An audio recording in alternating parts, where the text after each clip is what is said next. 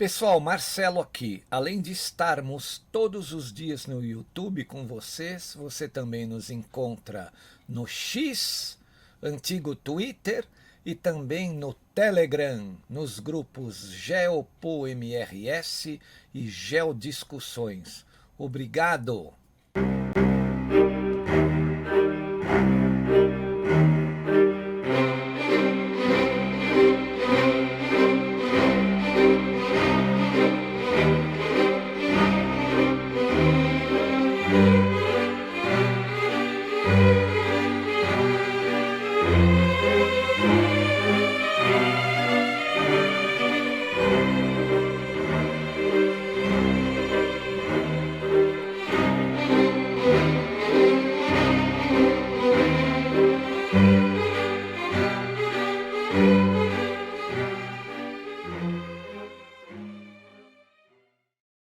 E aí, pessoal, eu sou o Marcelo Rossi, o analista aqui do canal Geopolítica e Operação Retomada, né? O nosso canal, apesar de receber doações, não tem conteúdo exclusivo para doadores, né? Todo o nosso material é aberto para qualquer pessoa. Portanto, os doadores o fazem por espontaneidade, tá bom? Que isso fique bem claro, não existe conteúdo exclusivo e nem discriminação para não doadores. Todo o nosso conteúdo pode ser acessado por qualquer pessoa. Muito obrigado a todos. Assistam aí a nova análise, espero que você goste. Valeu! E aí, pessoal, Marcelo Rossi, Geopolítica e Operação Retomada, voltando ao nosso canal. Hoje é uma sexta-feira, dia 20 de março de 2026, né? Hoje a sexta-feira começou quente, né? Parece que um voo do ministro André Mendonça deu problema técnico, né? Teve que abortar a decolagem, o voo.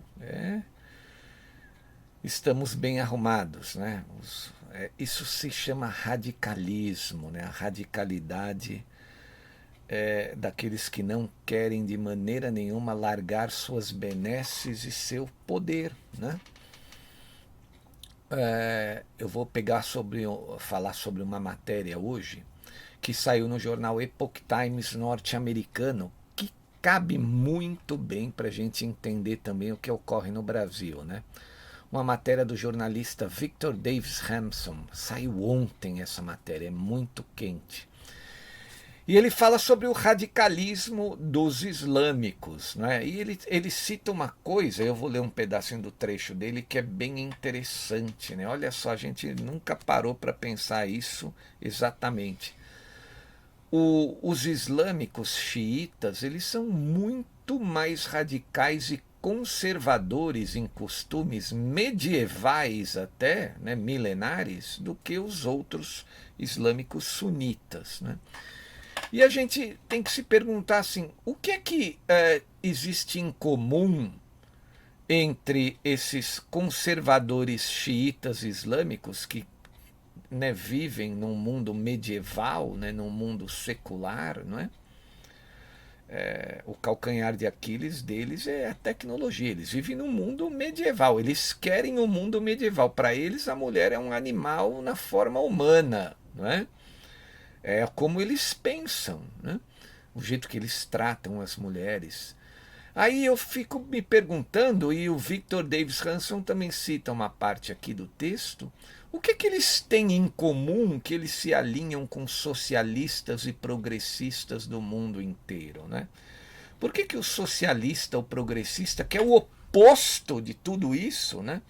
E lá no Irã, a gente sabe que eles executam todos esses ismos, né, que aparecem lá, vocês entendem, né? Essa gente é executada lá na sociedade iraniana. Eles vão para forcas, vão para pena de morte. Eles não têm espaço na sociedade iraniana. E por que eles têm essa aliança com os socialistas e os progressistas do mundo, né? E ele faz um parâmetro aqui, o que eles têm em comum, e eu vou dizer aqui, é o radicalismo.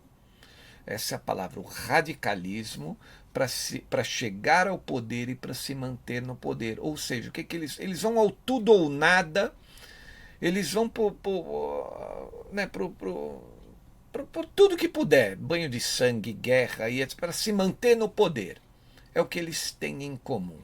porque os valores dos socialistas, progressistas e globalistas não coadunam em nada com os radicais xiitas islâmicos iranianos, né? E eles têm essa parceria. Então, as pessoas não param para pensar por que existe essa parceria, né?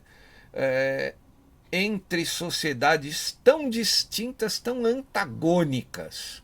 O que eles têm em comum é o radicalismo, é a loucura dos radicais. É o que une esses grupos tão distintos, tão antagônicos no mundo. E eu vou ler um trechinho do texto do Victor Davis, que ele denominou assim, Nosso Longo Caminho até a Guerra com o Irã. Ele fala sobre todas as pendengas que o regime dos ayatollahs teve com a sociedade ocidental, principalmente com os norte-americanos, né? Ele deve ser um norte-americano, porque ele vai fazendo um apanhado histórico e é interessante para a gente entender nesse texto o quão perigoso é o regime iraniano, que muita gente, inclusive ontem eu falei aqui no canal, o chefe de contra-terrorismo dos Estados Unidos, que se demitiu terça-feira, dizia que não era uma ameaça iminente, né? Nunca foi, imagina se não é uma ameaça iminente. Está cheio de gente aí, e o mundo globalista agora se voltou todo contra o Donald Trump, né? Todo mundo batendo, dizendo, ai, tadinho do regime iraniano, olha, agora o Trump vai se ferrar com a guerra. Todo mundo trabalhando contra a humanidade, dizendo que a guerra vai prejudicar a humanidade, e a guerra só está na terceira semana. O Trump avisou, volto a dizer, no primeiro dia de ataque, será uma guerra de 4 a 5 semanas.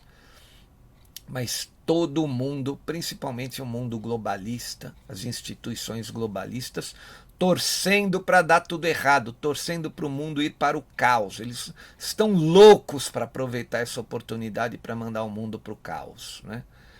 Então foi uma atitude muito perigosa do governo Trump, óbvio, entrar nessa guerra, mas ele não tinha também outra saída, né? Lembra que eu dizia aqui no canal, ele pode tentar enrolar isso aí até as middle terms elections, né? 6 meses, mas não deu para enrolar 6 meses. Se não deu para ele esperar 6 meses é porque realmente devia ter algo grave lá dentro do Irã, enquanto alguns jornalistas, eu diria pseudo-jornalistas, dizem que não, é um regime tão bonzinho quanto o regime dos ayatollahs, né? Para que uma guerra contra eles, né? Pois é, eu vou fazer um resumo do texto aqui do Victor Davis e todos vocês que estiverem aí ouvindo vão chegar à conclusão do quão patéticas são essas pessoas que dizem, né, que era um regime que não oferecia perigo, né? Então o nome do texto é Nosso Longo Caminho até a Guerra com o Irã, né? Ele diz o seguinte, o ano passado, por cerca de 46 anos, até o ano passado, né, o Irã desfrutou de uma reputação semelhante à da Coreia do Norte no coração do Oriente Médio. Sempre imprevisível, imprudente e perigoso, ele fala do regime dos ayatollahs, né, inevitavelmente nuclear, ou seja, eles estão muito próximos mesmo, né, de terem a bomba, autodestrutivo e nihilista. Dito tudo isso, ele realmente foi tão formidável assim, esse regime? Ó. Os ayatollahs chegaram ao poder após a deposição do Shah, Reza Pahlavi, e posteriormente, né, de alguns opositores internos, seculares. Né. Fizeram-no tomando reféns americanos. Lembra que eu falei ontem? De cara eles já, né, sequestraram todos da embaixada ali, assassinaram opositores, executaram antigos apoiadores, transformando a nação muçulmana mais secular e moderna do Oriente Médio na mais medieval delas, que rotineiramente enforcava homossexuais, adúlteros e praticamente qualquer um que questionasse uma gota da autoridade dos ayatollahs. Mas não, né? É uma sociedade, é um regime que não oferece perigo, não. Em outras palavras, são pessoas sinistras, mas nem por isso possuíam necessariamente um exército competente. A única constante da teocracia com o Irã monárquico anterior, no que eles tinham em comum, né, foi que herdou reservas praticamente ilimitadas de petróleo e gás natural, armas sofisticadas e cidades modernizadas pelo Shah. Ou seja, imagina todos esses loucos radicais com muito dinheiro dessas reservas ilimitadas do petróleo. Então, obviamente que eles tinham que fazer uma destruição no equilíbrio da paz e da segurança globais, né? Financiando todos esses grupos que eles financiam, né? O Hamas, o Hezbollah, os Houthis, todos radicais, né? Controlava o ponto de estrangulamento estratégico chave lá no Estreito de Hormuz, ainda controlam, infelizmente, e desfrutavam de uma localização geoestratégica crítica entre a Ásia e o Oriente Médio. Isso alimentava todo o chauvinismo histórico do Irã e a irritação por sua proeminência milenar da Pérsia no Oriente Médio não ser devidamente apreciada pelos seus vizinhos árabes. Nem os árabes gostavam de tamanha radicalização, né? Volto a dizer, eles são medievais. Portanto, havia muitas vantagens naturais, né? E em sua maior parte todas foram desperdiçadas sob um disfarce do puritanismo xiita e de uma suposta espiritualidade, né? Porque eles se julgam espirituais e religiosos, né? Os ayatolás se revelaram ainda mais corruptos e muito mais incompetentes do que o círculo do Shah. Se você for procurar saber, ver a fortuna que esses caras têm, eles têm milhões de dólares, todos advindos de corrupção, né, que eles praticam lá no regime, né? Os ayatolás são milionários, alguns bilionários, né? E eles ficam pregando para o mundo e para a população que eles estão preocupados com a espiritualidade, né? Eles lutaram, fizeram uma guerra destrutiva de 8 anos contra a ditadura iraquiana de Saddam Hussein e mostraram que eram quase tão incompetentes militarmente quanto o próprio Saddam Hussein. E naquela época, o que aconteceu? Os americanos e a CIA financiaram o Saddam para ele tentar derrubar esse regime. A gente está falando dos anos 80, né? Da época do governo Reagan. Para os americanos não se envolver, era muito melhor financiar o Saddam para o Saddam tentar derrotar o Irã. O Saddam foi totalmente incompetente e no final de tudo ainda invadiu o Kuwait, né? Que gerou aquela guerra do Golfo lá em 1990 para 91. Não. Ao longo das décadas, o regime dos ayatolás, eles mataram e feriram milhares de americanos ao bombardear embaixadas, quartéis e bases dos Estados Unidos no Oriente Médio, sem nunca confrontar diretamente o exército americano. Por anos, enviaram IEDs letais de carga moldada para insurgentes xiitas massacrarem e mutilarem milhares de americanos no Iraque e para o Talibã fazer o mesmo com os americanos no Afeganistão. Mas não, né? Alguns falam, não era a hora, né? Não, né? Eles não são uma ameaça, né? Ao primeiro sinal de protestos populares, o regime nunca hesitou em fuzilar e enforcar milhares de manifestantes desarmados, civis. E, claro, eram hipócritas consumados que odiavam o Ocidente, amaldiçoando o grande Satã, né, o Ocidente, enquanto enviavam seus filhos mimados para universidades nos Estados Unidos. O aparato se mostrou bem terreno em seu desejo por dinheiro, propriedades, viagens ao exterior e muito boa vida, uma vida de luxo. Se você assistir, né, a série Teherã, você vai ver ali que como são hipócritas, né, alguns generais milionários lá do Irã, mandando seus filhinhos playboys estudar na Califórnia, em Harvard, né? E ficam aí pregando que os Estados Unidos são o grande Satã. E todos, né, colecionavam carros de luxo, tinham mansões espetaculares. Assista a série Teherã. Eu acho que ela é da Prime Video, acho que deve ter, talvez se você procurar no YouTube, baixar em algum lugar, alguma nuvem, você vai encontrar. Você vai ver como são corruptos todos esses agentes do regime iraniano, né? As estratégias do regime nunca foram difíceis de entender. Primeiro, a familiaridade prévia dos teocratas com os americanos sob o Shah e no exílio na Europa gerou uma fixação irracional e um ódio pelo Ocidente em geral que os tornou úteis como procuradores para os grandes projetos da antiga União Soviética e mais tarde oligárquica e depois da China comunista ascendente. Olha lá, neles, o que eles têm em comum? Radicalismo. As alianças realistas do Irã com comunistas seculares baseavam-se no quiprocó de conceder à Rússia e à China acesso ao Golfo, vender petróleo para a China e comprar armas de ambos. Segundo eles, estavam eternamente ressentidos pelo fato dos persas xiitas terem sido eclipsados pelos seus vizinhos árabes sunitas mais populosos, que supostamente careciam da sofisticação histórica iraniana e de reivindicações mais legítimas de representar e falar em nome do Islã global. Né?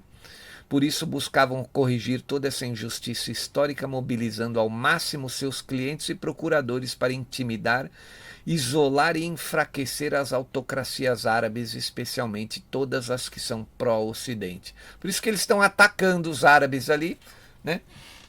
E depois o presidente lá, o Massoud Pezeshkian, tem a cara de pau de vir pedir desculpa, né? Infelizmente é assim. Aí ele faz um resumo aqui. O pior de tudo foi que Barack Obama acreditou ter resolvido o enigma de neutralizar a suposta ameaça iraniana ao imaginá-la como uma vítima empática. Socialistas, né? Eles são todos iguais, né? E futuros amigos, se não aliados. Né? O Obama imaginava que o Irã ia ser aliado dos Estados Unidos da América. Né? Impressionante. Ó. Obama buscava remediar toda essa injustiça com os iranianos, né? Fortalecendo o Irã como contrapeso, não apenas no mundo árabe sunita, mas ao próprio Israel. Por isso que o Trump fala, né, que foram os democratas norte-americanos que renasceram, né, fizeram reviver o regime dos ayatollahs, que já estavam, começavam a ficar sem dinheiro com as sanções. Né. Para os últimos 7 presidentes americanos, a mera ideia de desafiar militarmente o Irã era considerada um tabu, ainda mais após os desastres americanos no Afeganistão e no Iraque. Ninguém, talvez nem mesmo os israelenses, avaliou corretamente o verdadeiro estado das armas ou da diplomacia iraniana. Apesar de suas enormes vantagens populacionais, o Irã não conseguiu derrotar o Iraque e foi reduzido a enviar crianças de 10 anos como carne de canhão para limpar campos minados. Eles faziam isso, eles mandavam as crianças na frente andando para as minas explodirem nas crianças e limparem os campos minados. Né? Nunca confrontou Israel diretamente, mas sempre usou procuradores. São os grupos, né? Hamas, Hezbollah, Houthis. O motivo era assassinar judeus, seja no exterior, como no massacre na Argentina. Vocês lembram do atentado na embaixada ali na judaica em Buenos Aires, em 1994, se eu não me lembro, não. Em resumo, aparentemente ninguém percebeu, com exceção do presidente Trump e do primeiro-ministro Netanyahu, né, de Israel, que por baixo de sua casca áspera e feia, o Irã teocrático já estava podre e totalmente decadente por dentro. Sua corrupção altíssima e o ódio que eles sentem pelo próprio povo garantiam que mesmo suas enormes receitas vindas do petróleo, né? E as suas armas sofisticadas, vindas da China e da Rússia, né? Nunca se traduzissem em um exército moderno e letal.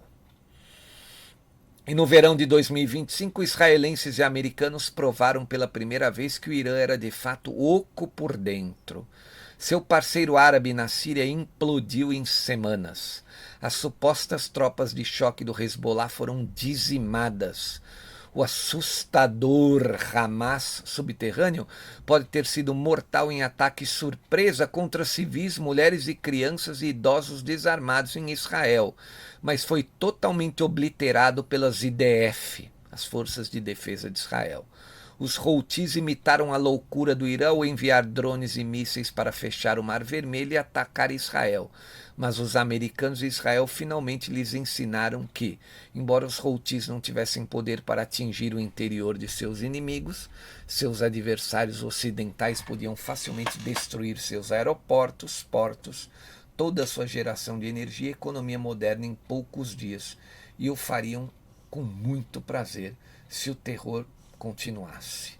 E aqui estamos nós em março de 2026, nos dias de hoje, assistindo à destruição sistemática de toda essa fachada de quase 5 décadas de um supostamente invencível exército iraniano.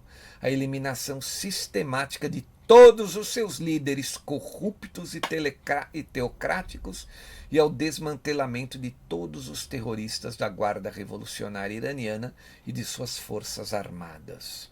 Enquanto isso, vocês vão procurar aí, vão encontrar na mídia dezenas, centenas, eu diria, de páginas esquerdistas fazendo-se, utilizando-se de propaganda mentirosa para dizer que o regime está sobrevivendo, que o regime está enfrentando, que os Estados Unidos e Israel estão perdendo a guerra, que o mundo vai colapsar nesse momento, que o dólar vai colapsar nesse exato momento, que ninguém mais, nenhuma nação mais vai aceitar o dólar, que os Estados Unidos agora então vão perder toda o seu poder, de controlar a moeda global, tendo o dólar como moeda de reserva global, agora por causa dessa guerra. Vocês vão achar tudo isso por aí aos montes, mas nada disso representa a verdade. Isso tudo são as narrativas dos esquerdistas progressistas que não tem nada em comum de valores com esses radicais xiitas iranianos, que estão perdendo espaço, estão morrendo na guerra. A única coisa que eles têm em comum é o radicalismo. O radicalismo, ou seja, o desejo insano, a loucura insana de se manter no poder a qualquer custo, ainda que isso custe muito sangue, muitas vidas de inocentes. Esse é o valor em comum que os progressistas socialistas do Ocidente, os comunistas, têm com toda essa teocracia dos ayatolás iranianos. A única coisa é o radicalismo. E a gente nunca falou sobre isso. Por que eles estão juntos, se eles são tão diferentes? Porque, guardadas as devidas proporções, a sociedade iraniana dos ayatolás ela é totalmente conservadora. Ela conserva valores da Idade Média. Eles não aceitam nada.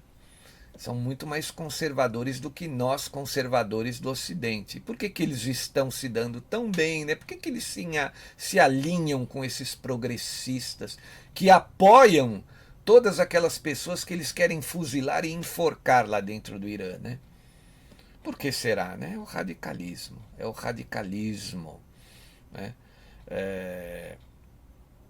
E é uma loucura, esse pessoal tão diferente estarem apoiando uns aos outros. Com certeza, em algum momento dessa aliança, eles iriam se degladiar entre eles, caso todos esses grupos chegassem ao poder de uma vez.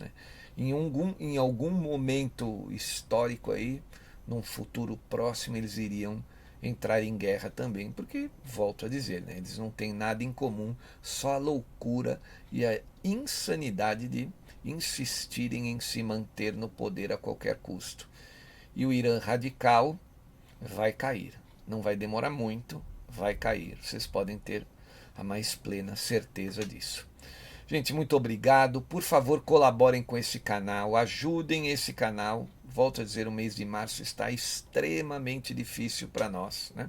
Eu sei que está difícil para todo mundo, mas não deixa de colaborar e ajudar o canal, para o canal sobreviver, para as pessoas que trabalham aqui continuarem sobrevivendo, pagando suas contas advindas deste trabalho aqui, que é honestíssimo, que é difícil de ser feito, que envolve riscos e que é um trabalho de esclarecimento. Então, por favor, colabore aí, ajude o nosso canal. Por isso eu estou sempre postando o número da conta no Bradesco e uma chave de Pix. Gente, muito obrigado a todos. Desejo um excelente final de semana, né? Eu volto amanhã. Valeu, um grande abraço. Obrigado. Tchau. Marcelo Rossi aqui, muito obrigado por assistir a nossa análise até o fim. Espero que você tenha gostado e se gostou, por favor, compartilhe. Obrigado, valeu, até mais.